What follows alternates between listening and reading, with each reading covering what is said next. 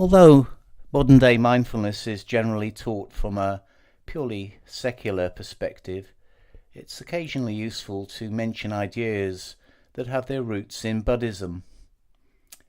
For example, Buddhist teachings pronounce that when we suffer misfortune, two arrows fly our way. The first arrow is the actual unpleasant event, which can actually cause pain. The second arrow represents our reaction to that bad event. And you don't need to be a Buddhist to recognize that experience. Indeed, if you notice your reactions to misfortunes in the light of this, you'll often find that the second arrow is causing a large percentage of the discomfort. Often, pain cannot be avoided. A certain amount of pain in life is inevitable and unavoidable, but suffering is just one of the many possible responses to pain. Suffering, in that sense, is optional, as we have a choice as to how we respond. So let's look at one example of how this can work. First, there is the difficulty. Let's just say that you wake up with a pain in the small of the back. Now there's the actual pain, then there's your reaction to the pain. You don't like it. You want it to go away. You tell yourself it's not fair that you're feeling this way. You tell yourself that it will spoil your day. You tell yourself that this pain is unlikely to ever go away and will probably spoil your entire life. In the meantime, you might take pause and decide that the wisest and most mindful course of action might be to call an osteopath and arrange a consultation. The invitation is to bring awareness to the way we react to a difficult experience.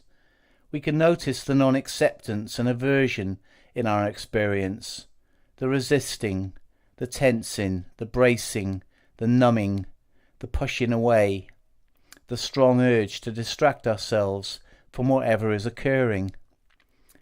And we might notice how none of this makes the problem actually go away. Indeed, it often intensifies our suffering. But with practice we can mindfully accept what is already here and soften towards it and hold it in awareness. If we are not resisting it, objecting to it, perhaps it is no longer objectionable. It is no longer a problem. It just is. Then we can simply notice without holding, allowing it to be, allowing it to pass. Acceptance in this sense does not mean that we have to like what we are experiencing, nor, in terms of mindfulness, does acceptance equate with passive resignation.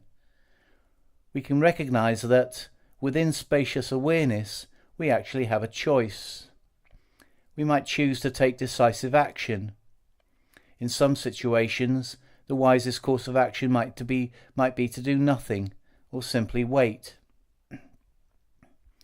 So from one perspective, mindfulness is all about space, or more specifically, it is about realizing the space around things, the space around thoughts, the space around feelings, the space around situations. Within that space, we see more clearly the options that present themselves. A wider sense of perspective emerges.